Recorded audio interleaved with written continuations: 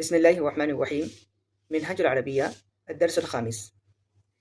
منہج العربیہ کے اس 5ویں سبق کے اندر ایک خاص بات یاد رکھیں شروع کے اندر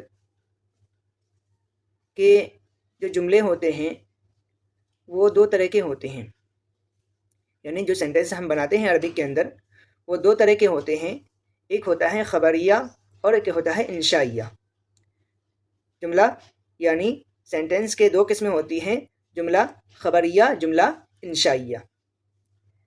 اب ہم جملہ خبریہ کسے کہیں گے تو اس کے بارے میں جانتے ہیں کہ جملہ خبریہ جس کے بولنے والے کو سچا یا جھوٹا کہہ سکیں، یعنی کوئی ایسی خبر ہو جس کے سچ اور جھوٹ ہونے کا احتمال ہو کہ جو خبر دی گئی ہے وہ خبر سچا بھی ہو سکتا ہے اور جھوٹا بھی ہو سکتا ہے، تو ایسے جملوں کو جملہ خبریہ کہتے ہیں۔ اور جملہ خبریہ کی دو قسمیں ہوتی ہیں، یعنی ایسے خبر کی کہ جس کے سچا یا جھوٹا ہونے کا احتمال ہو تو اس کی دو قسمیں ہوتی ہیں، جملہ اسمیہ، جملہ فعلیہ۔ جملہ اسمیہ ایسے جملہ خبریہ کو کہتے ہیں کہ جس کا پہلا جز اسم ہو اور دوسرا جز خواہ اسم ہو یا فعل ہو، یعنی ایک جملہ ہے، اس جملے کے شروع میں اسم آیا ہو، اسم فعل حرف میں سے اسم آیا ہو، تو ایسے جملے کو جملہ اسمیہ کہیں گے، ایسے جملے کو جملہ اسمیہ کہیں گے۔ جیسے زید قائم، زید کھڑا ہے، زید ایک شخص کا نام ہے، اسم ہے، قائم یہ بھی اسم ہے۔ دیکھیے کہ زید قائم دو جملے سے مل کر کے ایک سینٹنس بنا ہے، ایک جملہ بنا ہے، تو اس کو ہم جملہ اسمیہ کہیں گے۔ کیوں؟ اس لیے کہ اس کا جو پہلا جز ہے زید وہ اسم ہے، دوسرا جز بھی اسم ہے، لیکن دوسرا جز اگر فعل بھی ہو تو بھی جملہ اسمیہ ہی ہوگا۔ جیسے اگلی مثال زید قام، زید کھڑا ہوا، تو دیکھیے اس کے اندر بھی زید کیا ہے؟ پہلا جز ہے اور اسم ہے، قام یہ فعل ہے، لیکن یہ جملہ بھی کیا ہے؟ جملہ اسمیہ ہے۔ کیوں؟ اس لیے کہ پہلا جز اس میں بھی کیا ہے؟ اسم ہے۔ تو جملہ اسمیہ ایسے جملے کو کہیں گے، ایسے جملہ خبریہ کو کہیں گے کہ جس کا پہلا جز کیا ہو؟ اسم ہو، دوسرا جز خواہ اسم ہو یا فعل ہو۔ ایک خاص بات یہاں پر یاد رکھیں کہ جملہ اسمیہ کے دو جز ہوتے ہیں، تو اس کے پہلے جز کو مبتدا کہتے ہیں اور دوسرے جز کو خبر کہتے ہیں۔ جیسے زید قائم، زید کیا ہے؟ مبتدا ہے اور قائم خبر ہے۔ اسی طرح زید قام، زید مبتدا ہے اور قام یہ خبر ہے۔ تو جملہ اسمیہ کے پہلے جز کو مبتدا کہتے ہیں اور دوسرے جز کو خبر کہتے ہیں۔ جملہ خبریہ کی دوسری جو قسم ہے وہ ہے جملہ فعلیہ۔ پہلے قسم تھی جملہ اسمیہ اور دوسری قسم ہے جملہ فعلیہ۔ جملہ فعلیہ کسے کہتے ہیں؟ تو جملہ فعلیہ وہ جملہ ہے جس کا پہلا جز فعل ہو، جس کا پہلا جز کیا ہو؟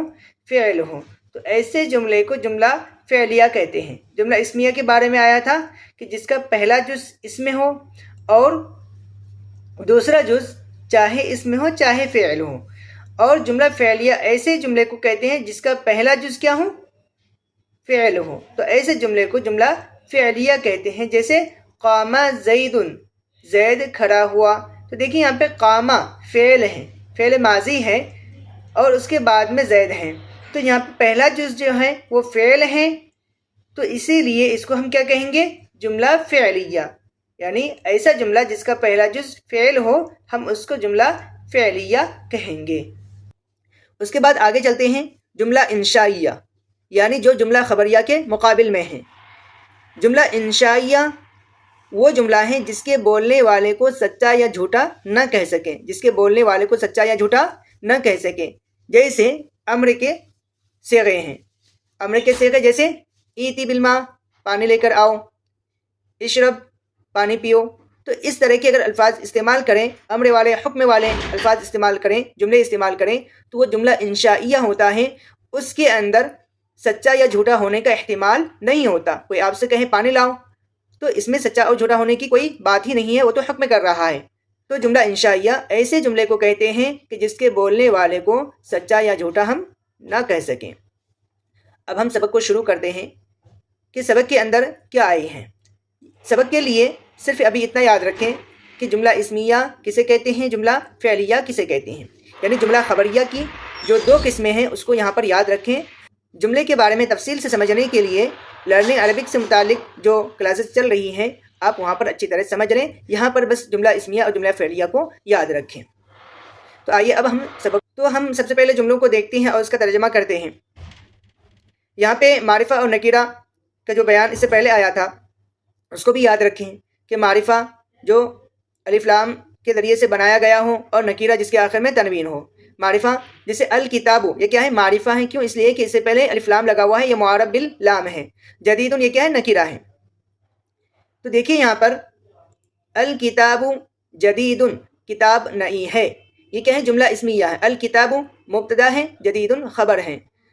الکتاب جدید، کتاب نئی ہے۔ القرآن کتاب، قرآن ایک کتاب ہے۔ الاسلام دین، اسلام ایک دین ہے۔ العلم مفید، علم فائدہ مند ہے۔ البیت جدید، گھر نیا ہے۔ الادب واجب، ادب ضروری ہے۔ الدرس سہل، سبق آسان ہے۔ الجمل طویل، اونٹ لمبا ہے۔ الزہر صغیر، پھول چھوٹا ہے۔ الشجر کبیر، درخت بڑا ہے۔ اللعب ضروری، کھیل ضروری ہے۔ یہ سارے کے سارے کیا ہیں؟ جملہ اسمیہ ہیں۔ ان میں سے پہلا جز مبتدا ہے اور دوسرا جز خبر ہے۔ اس کے بعد ہم آگے چلتے ہیں کہ آگے سوالات ہیں، آپ کو اس کے جوابات بنانے ہیں۔ سوالات کے جوابات بنانے ہیں، یہاں پہ میں بنا دیا ہوں لیکن آپ پہلے کوشش کریں کہ آپ خود سے اس کے جواب بنائیں۔ من انت، آپ کون ہیں؟ من کا استعمال دوسرے سبق کے اندر ہوا تھا، من اور ماں کا استعمال۔ من کے معنی کون، انت، انت کے معنی آپ یا تو، تم۔ من انت، آپ کون ہیں؟ انا ولد، میں۔ حل انت کبیر، کیا آپ بڑے ہیں؟ حل کس کے لیے آتا ہے؟ سوال کے لیے، اس کا معنی ہے کیا۔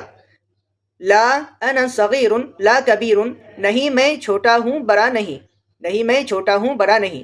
تو دیکھیے اس کو صحیح سے پڑھنا ہے، لا انا صغیر لا کبیر۔ لا کے معنی نہیں، انا صغیر میں چھوٹا ہوں، لا کبیر بڑا نہیں ہوں۔ اس کو ایسے نہ پڑھیں، لا انا صغیر لا کبیر، اس طرح سے نہ پڑھیں، بلکہ لا کو الگ پڑھیں، پھر انا صغیر لا کبیر کو پڑھیں۔ حل انت صغیر، کیا آپ چھوٹے ہیں؟ نعم انا صغیر لا کبیر، ہاں میں چھوٹا ہوں بڑا نہیں۔ حل ھذا کتاب، کیا یہ کتاب ہے؟ ھذا کے معنی یہ، اس میں اشارہ ہے۔ حل ھذا کتاب، کیا یہ کتاب ہے؟ نعم ھذا کتاب، ہاں یہ کتاب ہے۔ حل ذالک قرآن، کیا وہ قرآن ہے؟ نعم ذالک قرآن، ہاں وہ قرآن ہے۔ حل محمد رسول، کیا محمد صلی اللہ علیہ وسلم رسول ہیں؟ نعم محمد رسول، جی ہاں محمد صلی اللہ علیہ وسلم رسول ہیں۔ نام کی معنی یہاں پہ جی ہاں کیے ہوئے وہ بھی کر سکتے ہیں، اور صرف اصل میں نام کے معنی ہے ہاں، نام کے معنی ہاں۔ اب ہم آگے چلتے ہیں تمرین کے اندر۔ تمرین کے اندر آپ کی کوشش یہی ہونی چاہیے کہ آپ اس کو خود سے حل کریں، کیوں؟ اس لیے کہ تمرین اسی لیے دی جاتی ہے کہ آپ جو سبق میں پڑھے ہیں، جو سمجھے ہیں، اس کے اعتبار سے آپ تمرین کو کر سکیں۔ تو آپ پہلے اس کو کاپی میں بنائیں، اس کے بعد پھر سلائڈ سے ملا لیں کہ آپ کا تمرین صحیح بنا ہے یا نہیں بنا ہے۔ نمبر 1، علم ضروری ہے۔ علم کے لیے العلم، ضروری کے لیے ضروری، العلم ضروری، العلم ضروری۔ نمبر 2، کھیل مفید ہیں۔ کھیل کا عربک ہے اللعب، مفید ہے مفید، اللعب مفید، کھیل ضروری ہے، کھیل مفید ہے۔ اللعب مفید، کھیل مفید ہے، فائدہ مند ہے۔ نمبر 3، گھر بڑا ہے۔ گھر کے لیے البیت، اور بڑا ہے کے لیے کبیر، البیت کبیر۔ نمبر 4، گھوڑا چھوٹا ہے۔ گھوڑے کے لیے الفرس، اور چھوٹے کے لیے صغیر، الفرس صغیر۔ درخت لمبا ہے۔ درخت کا ہے عربک الشجر، اور لمبے کے لیے طویل، الشجر طویل۔ پھول بڑا ہے۔ پھول کے لیے الزہر، اور بڑے کے لیے کبیر، الزہر کبیر۔ کیا اونٹ بڑا ہے؟ کیا کے لیے حل، اور اونٹ کے لیے الجمل، اور بڑا ہے کے لیے کبیر، حل الجمل کبیر، حل الجمل کبیر۔ کیا کتاب مفید ہے؟ کتاب کے لیے کتاب ہی ہے، اور مفید کے لیے مفید، حل الکتاب مفید، حل الکتاب مفید۔ وہ سبق ہے، وہ کے لیے ذالک، سبق کے لیے درس، وہ سبق ہے، ذالک درس سبق آسان ہے، الدرس سہل سہل کے معنی آسان، الدرس سہل کیا وہ قرآن ہے، هل ذالک قرآن هل ذالک قرآن ہاں وہ قرآن ہے، نعم ذالک قرآن یا نعم ذالک القرآن دونوں کہہ سکتے ہیں، نعم ذالک القرآن نعم ذالک قرآن کیا وہ عربی ہے، هل ذالک عربی کیا وہ عربی ہے، هل ذالک عربی ہاں وہ عربی ہے، فارسی نہیں، نعم ذالک عربی لا فارسی نعم ذالک عربی لا فارسی تم کون ہو، من انت میں لڑکا ہوں، انا ولد کیا تم مسلم ہو، هل انت مسلم ہاں میں مسلم ہوں، نعم انا مسلم محمد کون ہے، من محمد محمد رسول ہے، محمد رسول محمد رسول اسلام کیا ہے، مل اسلام اسلام دین ہے، الاسلام دین دین آسان ہے، الدین سہل سلام واجب ہے، السلام واجب یہاں تک تمرین مکمل ہو گئے، لیکن تمرین میں ہمیشہ یہی کہوں گا کہ آپ تمرین خود سے حل کریں تاکہ آپ کو سبق سے فائدہ ہو، اگر تمرین آپ کہیں سے نقل کر لیں تو اس سے کوئی فائدہ نہیں رہے گا۔